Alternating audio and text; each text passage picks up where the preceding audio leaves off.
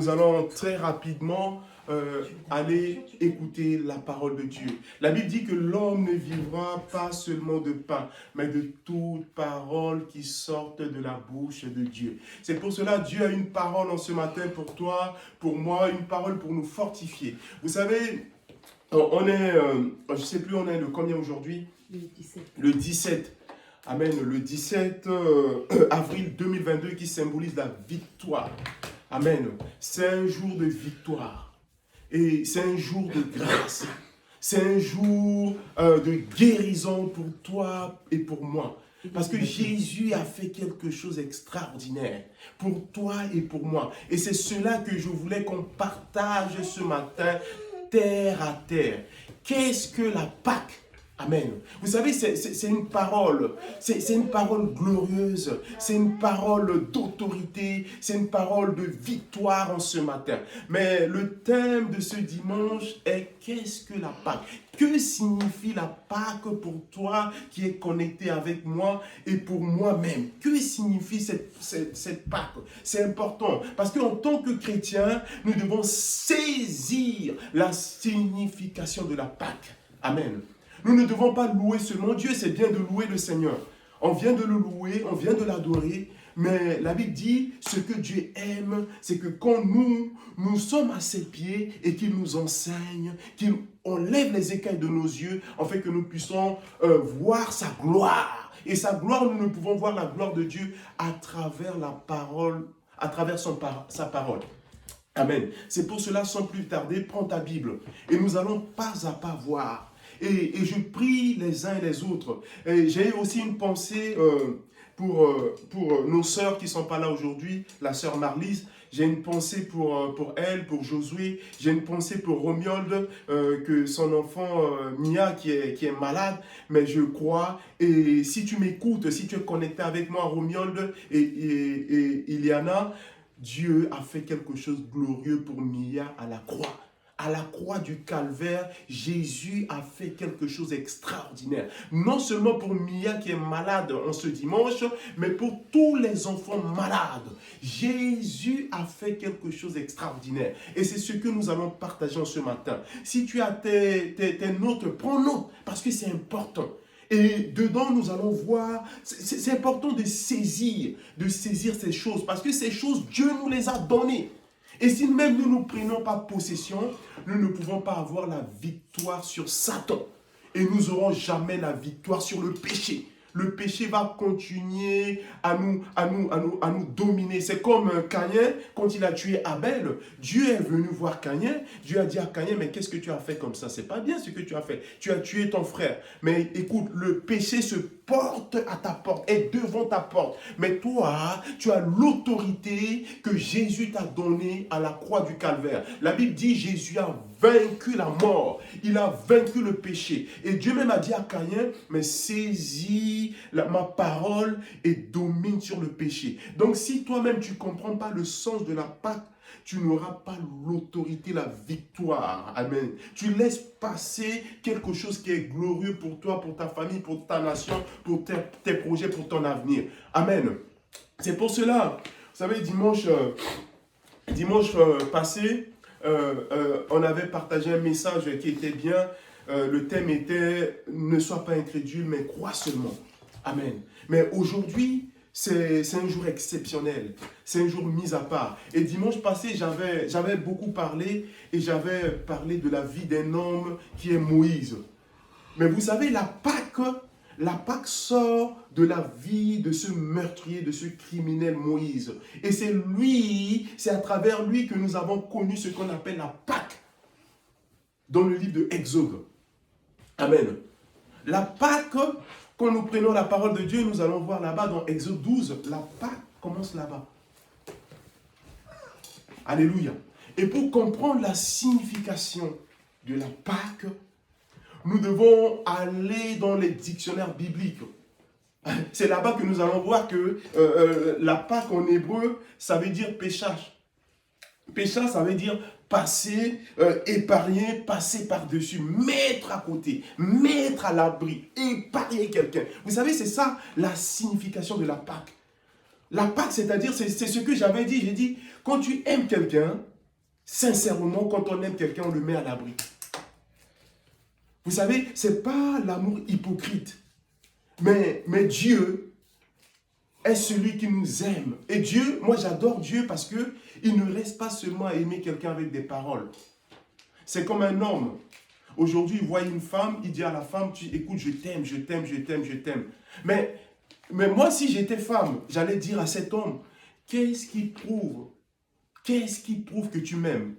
Amen. Il y a même des femmes qui disent à leur mari, écoute, chérie, tu me dis tout le temps tu m'aimes, mais il n'y a pas de preuves. Quelles sont les preuves?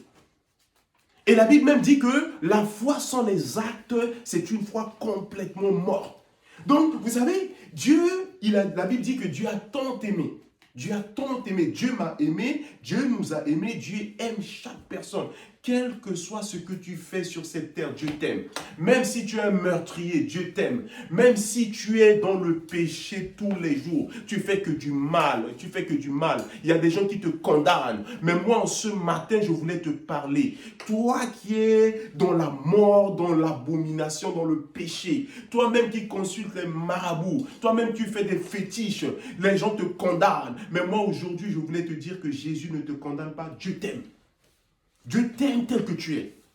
Moïse qui était un criminel, un meurtrier, mais Dieu l'a aimé. Et Dieu aime chaque personne sans exception. Dieu ne fait pas de discrimination. Dieu aime tout le monde. Et c'est ça le sens de la Pâque. Et Dieu est celui qui ne reste pas seulement aimé. Nous allons voir ici, Dieu va manifester l'amour. Dieu va accompagner ses paroles par des actes concrets. Amen. Donc aujourd'hui, nous sommes dans le monde, les gens dans le monde parlent trop. Même nous-mêmes qui se disent serviteurs, on parle beaucoup. Mais deux fois, il y a même des chrétiens qui demandent des actes. Quels sont les actes? Qu'est-ce qui prouve que Dieu m'aime? Mais ce qui prouve, je voulais te dire en ce matin, c'est l'œuvre que Jésus a fait pour toi qui va symboliser la Pâque. La Pâque veut dire mettre à l'abri, mettre de côté, épargner quelqu'un de la mort. La Pâque, c'est-à-dire la vie. Et dans la Pâque, nous avons vu, qu'est-ce qui englobe la Pâque? Dans la Pâque, là, nous avons ce qu'on appelle l'agneau. Amen. Nous avons l'agneau et nous avons le sang. Et je vais parler en ce matin de l'agneau. Et c'est là que chacun de nous va comprendre le sens de ce mot qui s'appelle Pâque. C'est important de saisir, chacun de nous doit saisir cela, cette vérité. Ce n'est pas des blabla, ce n'est pas des ragots. Mais ce que nous allons partager, c'est dans la parole de Dieu. Et si tu es connecté avec moi, même si tu vas voir que j'ai commis une erreur, mais je te conseille de m'appeler. Et on va partager ensemble ce message glorieux, ce message de vie, ce message d'éternité, ce message où la Bible dit que tout va passer, mais cette parole ne passe point. Et Jésus est le véritable, et celui qui nous aime vrai. Et Dieu, quand il prouve, il a dit qu'il nous aime, il a tant aimé le monde. Il ne reste pas seulement à parler des blablabla. Dans ce monde, les gens parlent beaucoup. Les gens parlent, mais ils ne posent pas des actes. Mais nous allons voir ici, Dieu nous a aimés, il a aimé le monde, même les pays qui sont en guerre, et qu'il y a des gens qui prophétisent, qui disent des choses. Mais moi, j'ai une pensée pour eux. La pensée pour eux, pour chaque nation ce matin, c'est l'œuvre que Jésus a fait à la croix du Calvaire. Amen. Jésus aime même les pays qui sont en guerre, même les pays qui sont dans la famine. Jésus a brisé sa chair, a versé son sang pour le monde entier. Donc personne ne peut condamner personne. La Bible elle est claire qu'il y avait une femme qui avait commis l'adultère. Même en ce matin que tu vis tous les jours, tu chantes des hommes, tu chantes des femmes. Comme cette femme samaritaine qui avait plusieurs mecs, alléluia, comme les hommes qui ont plusieurs femmes et comme les femmes qui ont plusieurs hommes, même si tu es dans ça en ce matin, mais je voulais t'apporter ce message d'agneau, ce message de sang de l'agneau qui symbolise la victoire pour toi et que Dieu est capable de te tirer là où tu es. La Bible dit que cette femme, on l'a surpris, on l'avait pris en flagrant délit d'adultère. Et à l'ancienne époque, faut que quand on prend quelqu'un en adultère comme ça, il faut la lapider. Et nous voyons comment ce qui se passe dans ces pays, ce qu'on appelle les djihadistes, ils font. Quand ils prennent les gens, ils sont en train de couper leurs mains, couper leurs pieds. Pourquoi? Parce que ces gens, ils vivent, pour eux, ces gens vivent dans le péché, dans l'abomination. Mais Dieu ne coupe pas les mains, Dieu ne coupe pas les pieds, Dieu ne coupe pas la tête, Dieu ne torture pas. L'amour de Dieu, c'est sa chair qui a été brisée à la croix du calvaire pour toi et moi. Et la Bible dit, et quand nous voyons dans l'Ancienne Alliance, ils ont pris cette femme en flagrant délit. Cette femme est en train de commettre l'adultère. Et la Bible dit, ils l'ont ramenée, ils l'ont jetée aux pieds de Jésus. Quand ils sont arrivés, Jésus était par terre en train d'écrire. Et moi, j'adore Jésus. J'adore Jésus. C'est pour cela que je te dis en ce matin, quel que soit ton problème, quelle que soit ta situation, quelle que soit ta maladie, jette-toi, mets-toi aux pieds de Jésus. Quand Jésus est entré dans ses, mets-toi à ses pieds, mets-toi aux pieds de sa parole et tu vas voir que tu seras consolé, tu seras guéri, tu seras délivré. Et la Bible dit quoi? La Bible dit ils ont ramené cette femme, ils l'ont jetée aux pieds de Jésus. Et Jésus était là en train d'écrire. Mais la Bible dit quoi? Ils ont demandé à Jésus, ils ont dit écoute, on a surpris cette femme en flagrant délit d'adultère. Mais Moïse a dit que les gens des femmes comme ça, il faut les lapider, il faut les tuer. Mais toi Jésus, qu'est-ce que tu en penses? Amen. Qu'est-ce que tu en penses? Et la Bible dit Jésus ne répondait pas. Jésus était là, en train d'écrire. Jésus était là, en train de penser à son Père. Jésus était là, en train de penser ce qu'il va manifester pour toi et moi à la croix du calvaire. Et la Bible dit, Jésus va dire tout simplement, entre vous là, vous me ramenez cette femme. Qu'est-ce que vous voulez dire? Vous voulez dire que vous êtes propre? Vous voulez dire que vous êtes pur? Vous voulez dire que vous êtes saint? C'est pour cela que nous devons saisir cette occasion, cette opportunité. Nous devons comprendre le sens de cette Pâque. Cette Pâque n'est pas catholique. Cette Pâque n'est pas musulman. Cette Pâque n'est pas bouddhiste. Cette Pâque n'est pas indien. Cette Pâque, c'est la vie. C'est une vie. C'est la vie du Christ qui a été brisée à la croix. Cette Pâque, ce n'est pas une Pâque d'adultère. Mais cette Pâque te donne la vie, me donne la vie, te donne la vie en ce matin. Et te donne la santé.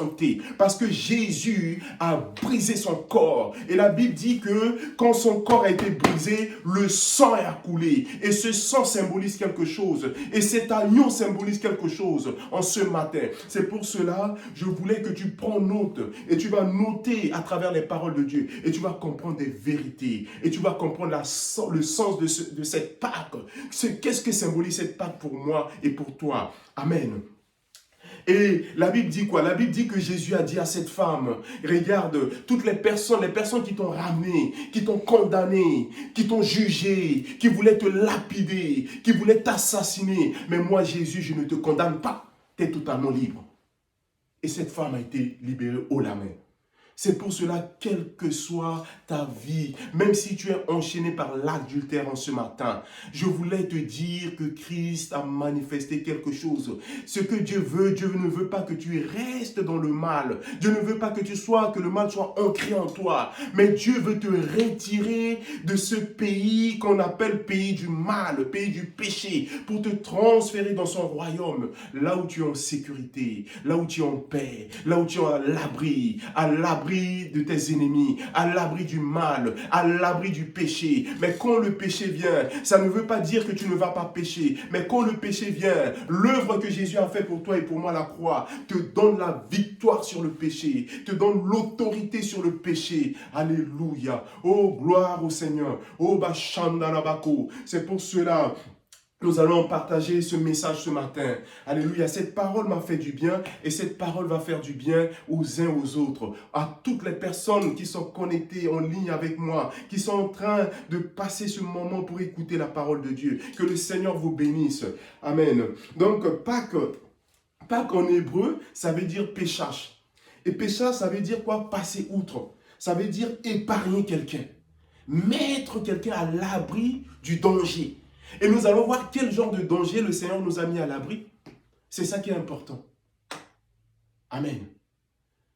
Et nous allons voir ici dans la parole de Dieu, c'est pour cela que je vais continuer un peu sur la vie de cet homme, ce meurtrier, ce criminel, qui s'appelle Moïse. Mais c'est extraordinaire, parce que c'est là-bas que la Pâque est sortie. de la vie de cet homme qui est un criminel, qui est un homme violent. Parce que Moïse, il avait tué un Égyptien. Il a caché le corps dans le sable. Et Moïse, c'est le défenseur des femmes. Moïse, c'est quelqu'un qui rigole pas. Quand tu lui parles quelque chose qui est mal, il réagit automatiquement. Il peut se dresser contre toi. Il peut t'insulter. Et Moïse est comme ça. Mais le problème qu'il y a là, l'amour de Dieu dépasse tout cela. Et l'amour de Dieu peut nous confondre. Donc, vous allez voir que le Seigneur, à travers cette Pâque, a mis Moïse à l'abri du danger. Parce que Moïse pouvait, quand Moïse a été jeté à l'eau, l'eau pouvait emporter Moïse. Moïse pouvait mourir facilement. Mais Dieu, à travers cette Pâque, à travers sa vie, Jésus a mis Moïse à l'abri. Il avait protégé Moïse, afin que l'eau n'avale pas Moïse. Il avait mis Moïse à l'abri. Mais la Pâque a commencé en Égypte. La Pâque, c'est quand Dieu a décidé, a dit à Moïse de faire quelque chose qui est extraordinaire, extraordinaire. Comme j'ai dit, dans le mot Pâques, nous allons voir, il y a l'agneau qui va sortir. L'agneau qui va sortir et que nous allons voir aussi le sang. Et nous allons voir qu'est-ce que le sang signifie pour toi et pour moi. Parce que beaucoup de gens prient Dieu, mais ils ne connaissent pas, ils ne savent même pas ce que le sang de Jésus représente pour eux. Et nous allons voir à travers les Écritures ce que le sang représente pour toi, pour moi. C'est pour cela, dans ta prière de foi, il y en a même qui ont peur d'appliquer le sang de Jésus sur leur famille, sur leur maison, sur leur projet. Il y en a qui ont peur d'appliquer